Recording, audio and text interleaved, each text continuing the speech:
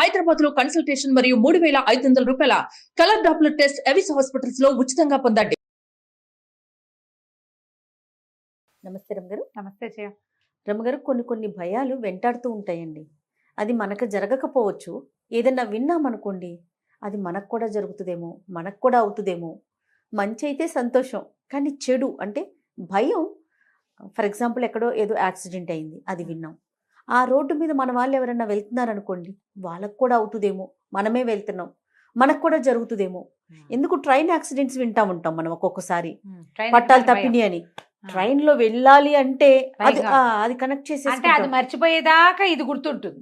గుర్తుంటుంది, అది వరపుకి రావాలి. అట్లా ఇప్పుడు ఏ పామునో అలా చూస్తాం ఎక్కడో రోడ్డు మీద. మనం ఎక్కడ ఏది కనిపించినా దాన్నే ఊహించుకుంటూ ఉంటాం. అమ్మో వస్తుందేమో, ఉంటదేమో, అదేనేమో. ఇవి తీవ్ర స్థాయికి కూడా వెళ్ళిపోతా ఉంటాయి రమ్మగారు. జయ, పిచ్చిక్కిపోతారు. మామూలు పిచ్చి ఉండదు రమ్మగారు. చాలా పెద్ద దాంట్లో నుంచి బయటికి రాలేకపోతారు. నా పర్సనల్ ఎక్స్పీరియన్స్ ఒకటి చెప్తాను. నాకు యాక్సిడెంట్ అయింది కదా, కారు యాక్సిడెంట్ అయింది. దాని తర్వాత నేను డ్రైవింగ్ నేర్చుకున్నాను, లైసెన్స్ కూడా వచ్చింది. అయినా కూడా నేను కారు తీయలేను రమ్మగారు. ఈవెన్ మన నాతో పాటు ఎవరైనా డ్రైవ్ చేస్తున్న వాళ్ళ పక్కన కూర్చున్నా సరే, 2 వెహికల్స్ మధ్యలో నుంచి వెళ్తుంటే గుండె అసలు వెళ్ళిపోతుంది లోపలికి. ఆ వెహికల్ కిందకి మన కారు వెళ్ళిపోతుంది. అదే ఇమాజినేషన్లో ఉంటా. ఒక్కొక్కసారి స్వెట్ కూడా పట్టేస్తుందండి. ఆ ఫీల్డ్లో నుంచి అసలు ఎట్టి పరిస్థితిలో బయటికి రాలేను. ఓవర్టేక్ చేస్తున్నా సరే భయం వేస్తుంది. ఇప్పటికి స్టిల్ నాకు 10 ఏళ్ళు అయిపోతుంది యాక్సిడెంట్. దాదాపు 12-13 ఏళ్ళు అవుతుంది. అయినా కూడా నేను ఆ ఫీల్డ్లో నుంచి బయటికి రాలేకపోతున్నా. హోమియోపతి మందు వేసుకోవడానికి వెళ్ళినప్పుడు నాకు ఇలాంటి లోపల భయం ఉందని చెప్తే, దీనివల్ల ఇలాంటి భయాల వల్ల కొన్ని రకాల ప్రాబ్లమ్స్ వస్తాయి శారీరకంగా. అవునా? సైకోసమాటిక్ ప్రాబ్లమ్స్ అంటారు. మానసిక సమస్యలకు, మానసికమైన భయాందోళనలకి సంబంధించిన కొన్ని సమస్యలు వస్తూ ఉంటాయి మనకి. వీటికి మంది వేసినప్పుడు నాకు ఈ ప్రాబ్లం ఉంది, ఇది నాకు భయం వేస్తుంది. చాలా మంది చూడు, మన లిఫ్ట్ లో ఎక్కడానికి భయం. అవును, ఎక్కువ మంది జనాలను చోటకెళ్తే వీళ్ళకి పై ప్రాణాలు పైన పోతున్నటువంటి, ఊపిరాడదు, గాలి అందట్లేదు, చెమటలు పోసేస్తాయి. ట్రైన్లో భయం, ట్రైన్లో బాత్రూంలోకి వెళ్ళడానికి భయం, ఫ్లైట్ భయం. నిజం చేయ, ఫ్లైట్లోకి వెళ్ళడానికి భయం, లిఫ్ట్ ఎక్కడానికి భయం. మా అత్తయ్య గారి మనవడు ఒకడు చిన్నవాడే, చిన్నపిల్లాడు, వాడికి లిఫ్ట్ భయం. వాడు 14 ఫ్లోర్లైనా మెట్లెక్కే వెళ్ళేవాడు. హోమియో మంది వేసుకున్నాక పోయింది వాడికి అది. అవునండి, ఎప్పుడూ చెప్పలేదు మీకు. ఇప్పుడు డెఫినెట్ గా వేసుకుంటానండి. ఇది వేసుకుంటే నీకు కొన్ని రకాల తలనొప్పులు, అలసట్టలు తగ్గిపోతాయి జయ. ఏదన్నా జర్నీ చేస్తుంటే ఎన్ని దేవుళ్ళకి దండం పెట్టుకుంటున్నాను రమ్మగారు నేను. అలాంటి అంత భయంలో ఉంటున్నాను అనమాట. ఇంకా అసలు షాక్ అంతే. అదే, అమ్మ వెళ్ళిపోతే ఓకే వెళ్ళిపోయాము, ఒక ప్లేస్ రీచ్ అయ్యాము అనుకున్న అంత భయంలో ఉన్నా. అప్పుడు అలాంటి వాళ్ళు ఏం చేయాలంటే, ఇట్లా ఉండేవాళ్ళు ఆ రోడ్డు మీదకి చూడకూడదు. ఇదొక ప్రాక్టికల్ ఇదన్నమాట టిప్. రోడ్ల మీదకు చూడకూడదు, చుట్టుపక్కల చూడకూడదు. ఫ్రంట్ సీట్ లో కూర్చోవటం సాధారణంగా అవాయిడ్ చేయాలి. ఓకే, తప్పనప్పుడు తప్పదు. పుస్తకం చదువుకోండి, మ్యూజిక్ వింటాం, నిద్రపోవటం. ఆ మ్యూజిక్ కారులో వినపడే మ్యూజిక్ కాదు, చెవిలో వినపడుతూ ఉండాలి. అప్పుడు భయం వేయదు మనకి. ఓకే, అప్పుడు భయం రాదు. కానీ నీకు ఇది కొంచెం తీవ్ర స్థాయిలో చెమటలు పోయటము అవన్నీ అయితే కొంచెం గట్టిగా ఉన్నట్టే. నువ్వు మందు వేసుకున్నాడు, దేనికి వెళ్తావో దీనికోసం వెళ్ళక్కర్లా, దేనికో వెళ్ళినప్పుడు ఇలాంటి భయం ఉంది నాకు అని చెప్తే అది పోగొట్టేస్తారు, పోతుంది. డెఫినెట్ గా రమ్మగారు, అసలు ఫస్ట్ చేయాలి ఆ పని అయితే. ఇప్పుడు మనం ఒక కథ చెప్తాం చూడు, దీని మీద కథలు కూడా ఉన్నాయండి. ఓల్డ్ చెప్పండి అండి. నేను వింటాను జయ, చాలా భయాలని భయం. నేను చెప్తాను, నువ్వు నవ్వొస్తుంది నీకు. ఇట్లా బొట్టు పెట్టుకుంటాం కదా, ఈ బొట్టు పెట్టుకోవడానికి భయపడే వాళ్ళు ఉన్నారు తెలుసా నీకు? అంటే పక్కకు వెళ్తుందా, పుల్ల కంట్లో గుచ్చుకుందిట ఒకళ్ళకి. పుల్ల గుచ్చుకోనా? ఎవరిదో విన్నారు వీరు. అది ఎలా ఉండిపోయిందంటే, ఇలా పెట్టుకుంటుంటే ఎవరైనా ఇట్లా మాట్లాడారనుకో, చెయ్యి మొహం మీదకి వస్తే భయం, కంట్లోకి వస్తుంది, కంట్లో గుచ్చుకుంటుందని. చిన్నప్పుడు గోటి బిళ్ళ ఆడతారు కదా, గోటి బిళ్ళ ఆడతారు తెలుసా? తెలుసండి, బిల్లంగోడు ఆడండి. కర్రా పుల్లానో ఏదో అంటారు. అవును కదా, బిల్లంగోడు అంటాం మా వైపు. బిల్లంగోడు. ఆ బిల్లంగోడు ఆడితే ఆ పుల్ల వాళ్ళ మేనత్తకి ఎవరికో కంట్లో తగిలి కన్ను పోయింది. ఓకే, ఆవిడ బొట్టు పెట్టేటప్పుడు కంట్లో గుచ్చుతావు అనేవారట.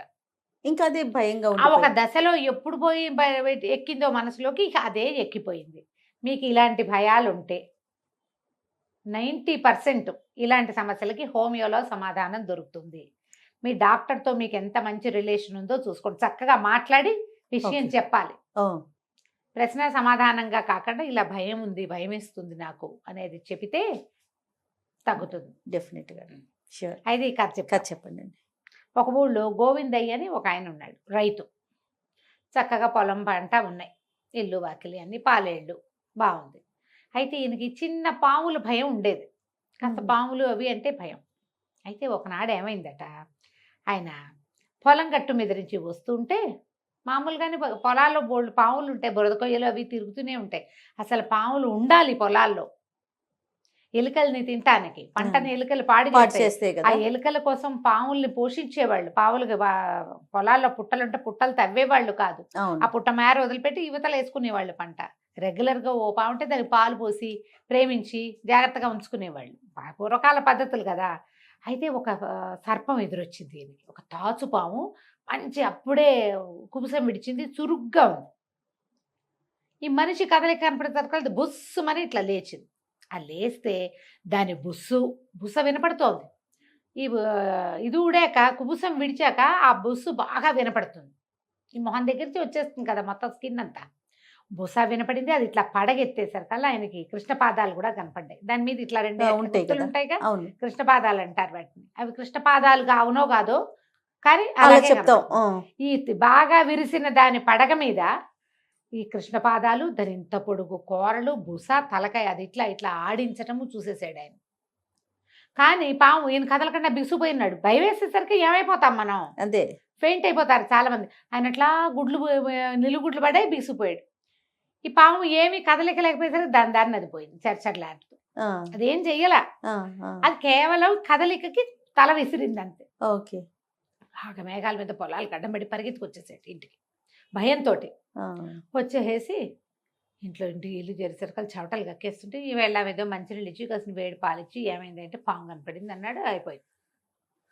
ఆ రోజు రాత్రి పడుకున్నాడు. పడుకుంటే ఆయన కళ్ళు వచ్చింది. కల్లో పెద్ద పాము బుర్ర విసిరి పడగ విసిరి 2 తలల పాములాగా కనపడింది. చూస్తుండగానే తలలు పెరిగిపోయినాయి, అది కాటేసేసింది. ఆ పడుకున్నవాడు దభేల్మని మంచం మించి కింద పడ్డాడు. పడి పాము పాము పాము గరిచిందని నురుగులు కక్కిస్తున్నాను, నేను చచ్చిపోతానని కేకలు పెట్టాడు. ఇంటిల్లి పాది పరిగెత్తుకొచ్చారు. మంచం మీద పడుకున్న వాడి మీదకి పాము రాదని ప్రతీతి. మంచం ఎక్కదు పాము, కింద పడుకునేవాళ్ళు కాదు ఊళ్ళల్లో, అందుకని కింద కంటే కొంచెం మంచం మీద అయితే పాము రాదంటారు. కానీ మంచం మీద ఉన్నవాడు కింద పడిపోయాడు. కిందకు వచ్చాక పాము గరిచిందో వీళ్ళకి ఏమైందో తెలీదు. ఈయన అంతా పట్టుకున్నారు, దీపాలు పుచ్చుకుని అన్ని పక్కల పాము కోసం వెతికారు, ఎక్కడ ఏమీ లేదు. ఈయన గిలగిల్లాడిపోతున్నాడు కానీ నోట్లోంచి నురుగేం రావటల్లా. ఒక 10 నిమిషాలకు వీళ్ళకి అర్థమైంది పాము కరవలేదు. చూశాడేమో, భయపడ్డాడేమో, పడగ విసిరిందేమో అని ఆయన సాఫీ చేశారు. ఎత్తి మంచం మీద పడుకోబెట్టారు. బోల్డ్ 100 ప్రశ్నలు వేస్తే అప్పుడు ఆయన వీళ్ళకి అర్థమైంది భార్యకి ఈయన కళ వచ్చింది అని. ఒక పాము పాము పాము పాము అంటాడు. కళ వచ్చిందా కలిసి, అవును 2 పడగలున్నాయి, దానికి 10 పడగలు ఉన్నాయి, 10 పడగలతోటి నన్ను కాటేసింది అన్నాడు. ఆనంగానే భార్యమనంది, కాదు నీకు కళ వచ్చిందయ్యా, కాళ్ళు చేతులు గడుక్కుంది కానీ ఆయన బయటికి తీసుకెళ్ళి కాళ్ళు గడిగిచ్చి మొహం గడిగిచ్చి పడుకోబెట్టింది. ఏం లేదు, నీకు కళ వచ్చి కళ్ళలో అంత బెదిరొచ్చింది, నీకు పాము లేదు ఏం లేదు, పడుకో, కృష్ణ అనుకో, కృష్ణపాదాలు అన్నాడు. కృష్ణ అని కృష్ణనామస్మరణ చేయించి గోవిందనామస్మరణ చేయించి పడుకోబెట్టారు. అంత గోల అయిపోయింది కదా, ఇంటిల్లి పాది లేచి కూర్చున్నారు. ఇక మర్నాటి నుంచి గోవిందయ్య గారు పొలం వెళ్ళడం మానేశాడు. పొలం వెళ్తే పాము, ఈయనకేమనిపించింది, అది దాని దారిన అది బుసకొట్టి దాని దారిన అది పడగ విసిరిపోయింది అనుకోలా, తనని చూసింది, తన మీద పగబట్టింది. పాము పగబడుతుందని చెప్పుకుంటాం కదా, ఇక పగబట్టింది. పొలం వెళ్ళానంటే నేను దొరికేస్తాను. అక్కడి నుంచి మంత్రగాళ్ళనో ఎవరినో పిలిచి దూరాయి కట్టించుకున్నాడు, అదేదో కట్టించాడు. ఆ తర్వాత ఏమో ఇంటి చుట్టూతో ఇసుక జల్లిచ్చాడు, మంత్రించి పాము లోపలికి రాదు. లోపల రాదు, సరే మనం పొలం వెళ్తే వస్తుంది, పొలం దాని ఆవాస స్థానం. ఇక అందుకని పొలం వెళ్ళడం మానేశాడు. అంతకుముందు ఏంటి, రోజు పొలం వెళ్ళి పొద్దు నుంచి సాయంత్రం దాకా పాలేళ్లతో పాటు వంగి గట్ల మీద కానీ చేలో కానీ పని చేసేవాడు. ఏమీ లేకపోతే గట్లు తవ్వి పక్కకు పోసేవాళ్ళు. ఇప్పుడు సంవత్సరం అంతా పని ఉండదు పొలాల్లో, కొంత పని ఉంటుంది, కొంతకాలం ఖాళీ వస్తుంది కదా. అలాంటప్పుడు ఏం చేసేవాళ్ళు, గట్ల మీద ఉన్న చెట్లకి గొప్పులు తవ్వటము, గట్లు సరి చేసుకోవటము, వంకర టింకరగా ఉన్నవి సరి చేయటము, ఏదైనా కూరగాయ మొక్కల పాదలు చిన్న చేలల్లో పెట్టుకోవటం, ఏదో పని. ఈ ఒంటి అలసటకి సాయంత్రం అయ్యి ఇంటికి వచ్చేసి శుభ్రంగా అన్నం తిని కాస్త నీళ్ళు పోసుకొని అన్నం తింటే నిద్ర వచ్చేసేది. ఇంట్లోనే ఉన్నవాడికి శారీరక శ్రమ లేక నిద్ర రాదు, నిద్ర పట్టదు, మాగన్నుగా పడుతుంది. పడుకోనంటే ఎప్పటికో కాస్త కళ్ళు అంటుకుంటాయి. గాఢమైన నిద్ర, ఒళ్ళలిసిన వాడికి వచ్చిన నిద్ర ఖాళీగా ఉన్నవాడికి రాదు. రాదు కదా. ఇప్పుడు వస్తుందిలే. ఇప్పుడు ఖాళీగా ఉన్న వాళ్ళకే నిద్ర వస్తుంటుంది. అప్పుడు ఇంకేముంది, ఇక తెల్లవారేసరికల్లా మళ్ళీ పాము పాము అని మెలకు వచ్చేసేది. ఆయన క్రమంగా ఏమైంది, అన్నం అరగటం మానేసింది. ఈ రాత్రి నిద్ర లేదు, అలసిపోయినట్టు ఉండేవాడు. ఏం తింటాడు? తెల్లవారులు నిద్రలేక అన్నం కూడా అరిగి తెచ్చేది కాదు. అన్నం ఇప్పుడు ఎట్లా అరుగుతుంది రాత్రి? మన నిద్రలో కొంత ఒంటికి కూడా పడుతుంది అన్నం మనం తిన్నది. ఏం పడుతుంది నిద్రేది? ఎంతసేపు లేచేస్తాడు. ఈయన లేవటంతో ఆ పెళ్ళాలు లేచి కూర్చుంటుంది. ఆవిడకి అలసటగానే ఉంటుంది. ఇక విసుగు పుట్టి ఆ ఊళ్ళో పరంజ్యోతి గారిని డాక్టర్ ఉన్నట్టు. అప్పటికి ఇంగ్లీష్ వైద్యం వచ్చింది. ఓ 100 ఏళ్ళ నాటి కథ అనుకో, 70 ఏళ్ళ నాటి కథ. ఆయన హోమియోపతి, ఆయుర్వేదం, అల్లోపతి అన్నీ చేసేవాట. ఆయన ఏం చేశాడు, ఆయన దగ్గరికి వెళ్ళాడు. వెళ్తే చెప్పాడు, పాము కంటే భయంగా ఉందండి నాకు, పాము పగబట్టింది నా మీద, నాకు అదే కనపడుతోంది ఏ పక్కన చూసినా, ఇల్లు దాటానంటే భయంగా ఉంది, ఇప్పుడు రోడ్డు మీద మీ ఇంటికి వచ్చానా ఎంత కాళ్ళు వణుకుతున్నాయోనండి అన్నాడు. అనేసరికి నేను బాగా ఆలోచించి ఏదో మంది ఇచ్చి పంపించాడు. వారం అయింది, మళ్ళీ తిరిగి వచ్చాడు. గోడ కట్టుని బద్దిలాగా అయినా తగ్గలా భయం. ఏం తగ్గట్లేదండి, భయంగానే ఉంటుందండి, నిద్ర పట్టట్లేదండి, అన్నం అరగట్లేదండి, నాకు అదిగా ఉందండి, ఇదిగా ఉందండి. డాక్టర్ గారు అన్నారు, అలా కాదండి, పాములకి శత్రువు ఎవరు మీరు చెప్పండి. ముంగీస. మనం ఏం చేస్తామంటే ఒక బ్రహ్మాండమైన ముంగీసను ఒకదాన్ని తీసుకొచ్చి ఇస్తాం మీకు. మీ ఇంట్లో మీ మంచం కింద పెట్టుకోండి. మీ దగ్గరకు వస్తుంది పాము, నిద్రలో అయినా వస్తుంది, మెలకుగా ఉన్నా వస్తుంది. దాన్ని ఈ ముంగీస అరికడుతుంది. ముంగీస ఉంది మీ దగ్గర అని తెలిసిందంటే ఇక పాము జోలికి రాదన్నాడు. సరేనన్నాడు. తెప్పించండి ముంగీసనంటే రేపు సాయంత్రం రండి అన్నాడు. మర్నాడు సాయంత్రం గోవిందయ్య గారు 10 రూపాయలు పట్టుకుని పరంజ్యోతి గారింటికి వెళ్ళి ముంగీసను తెచ్చుకోబోయాడు. ఒక అట్టపెట్టి ఉంది వాళ్ళ ఇంట్లో. అట్టపెట్టెలో తీసుకెళ్ళి అట్టపెట్టిట లేపేశారు. కల్లా ఏదో అట్టించి ఇటు పరిగెత్తినట్టు అయింది. ఇందులో ఉంది ముంగీస. దీన్ని బయట తిప్పకూడదు. ఇది కూడా మంత్రకట్టు వేయబడిందే. దీన్ని మీ మంచం కింద పెట్టుకోండి. మీరు పగలల్లా ఏదో పని చేసుకోండి, ఇంట్లో తిరిగి పని చేసుకోండి, ఒక రవ్వ అన్నం తక్కువ తినండి. రాత్రి పడుకునేటప్పుడు మీ మంచం కింద ఇది ఉండాలి అంతేనన్నాడు. ఈయన తీసుకెళ్తుంటే ఆ లోపల ఉన్నదట్టు ఇటు పరిగెడుతుంది పాపం. మరి కదులుతుంటే ముంగీసలకి వాటికి భయం ఏదు, తీసుకుపోయి మంచం కింద పెట్టుకున్నాడు. రాత్రి ఒక రవ్వ లఘువుగా అన్నం తిని పడుకుని, నాకేం భయం, కల్లోకి మాత్రం పాము ఎట్లా వస్తుంది, ముంగీసుంటే రాదు పాము. హాయిగా నిద్రపోయాడు. ఎంత నిద్ర పట్టిందో, ఎన్ని రోజులు అయిందిగా సరైన నిద్రపోయి. పొద్దున ప్రశాంతంగా లేచాడు. వారం రోజుల్లో ఇక ఈయనకి పాము అన్న భయము పోయింది, నిద్ర పట్టడం మొదలుపెట్టింది. మళ్ళీ అన్నం సులువుగా అరుగుతోంది. వాకిట్లో దొడ్లో తిరిగి పని చేసుకుంటున్నాడు. పాము భయం పోయాక పొలం వెళ్తాం. సరే 10 రోజులు గడిచింది. ఈయన మెల్లిగా పొలం కూడా వెళ్ళటం మొదలుపెట్టాడు. సరే ఓ రోజు పరంజ్యోతి గారి దగ్గరికి బయలుదేరాడు. పెట్టుపుచ్చుకుని, డాక్టర్ గారు బాగా పనిచేసిందండి వైద్యం మీది, ముంగిస్తుందన్న ధైర్యంతో నాకు పాడుకాలు రావడం మానేసినాయి, పాలేళ్ళంతా అన్ని పక్కల ఉన్న పుట్టలన్నింటినీ తవ్వి చేశాను, మా పొలంలో పుట్టల్లో ఏం లేవు, ఇప్పుడు పాము రాదు, నాకేం భయం పోయిందండి. పాపం ఈ ముంగీస 10 రోజుల నుంచి నా కోసం తిండి తిప్పలు లేకుండా అట్టపెట్టెలో పెట్టావు, పిచ్చిమొహంది, దానికి ఆహారం పెట్టద్దు, ఇంత సహాయం చేసింది, మరి దీన్ని వదిలేద్దామండి అన్నాడు. అంటే అలాగే వదిలేద్దురు కానీ పట్టు రండి అంటే ఆ అట్టపెట్ట పుచ్చుకెళ్ళాడు. అట్టపెట్టెలో కదులుతోద్ది అటు ఇటు. సరే అట్టపెట్ట దగ్గర కూర్చుని ఈయన అన్ని పక్కల నుంచి ఊడదీశాడు. దాన్ని ఇట్లా కట్టేశారు కదా, ఊడదీసి మూత ఇట్లా తీసి ఆ ముంగీస బయటికి రావడానికి వీలుగా వెళ్ళి వెనక్కి జరిగి కూర్చున్నాడు. అది ఒక దూకుతుంది కదా, దూకుతుంది కదా, వెనక్కి కూర్చున్నాడు. ఏమీ దూకలేదు లోపల నుంచి, రాలా ఏది బయటికి. ఏమిటండి రావట్లేదు, అయ్యో పిచ్చిమోహన్ ఏమన్నా చచ్చిపోయిందేమోనండి అంటే ఆ డాక్టర్ గారు పరంజ్యోతి గారు లేచి నిలబడి తన సీట్లో నుంచి లేచి వచ్చి ఈ అట్టపెట్టెలో చేయి పెట్టి ఇంత బాల్ తీశాడు బయటికి. బాల్ తీసి ఇదిగోండి మేము ముంగీస అని నేను చేతిలో పెట్టాడు. గోవిందయ్య ఆశ్చర్యపోయి, ఏంటండి ఇది ఉందా, ఇక బంతుందా అన్నాడు. బంతి కాక ఏంటండి, ఏ ముంగీస మీకోసం 10 రోజులు డబ్బాలో ఉంటుంది చెప్పండి, అంతే కదా. మీరు అక్కడ పామును చూస్తే అది మీకు ఒకసారి కనపడింది, ఎన్ని వేల సార్లు కనిపించింది, మీ భ్రమే తప్పిస్తే ఏమైనా ఉందా, ఇందులో ముంగీస ఉందన్న నమ్మకమే మిమ్మల్ని కాపాడింది. ఇగోండి ముంగీస, నాకు ఫీజు ఏమి ఇవ్వక్కర్లేదు, మీరు మొన్న ఇచ్చారులేండి, ధైర్యంగా ఇంటికి వెళ్ళండి అని చెప్పాడు. ఆయన ఏదో ఒక మందు కూడా వేశాడు. ఆ మందు వేసుకుని ఈయన సంతోషంగా ఇంటికి వెళ్ళిపోయాడు. ఆ తర్వాత ఎప్పుడూ పాములు చూసి భయపడలేదు.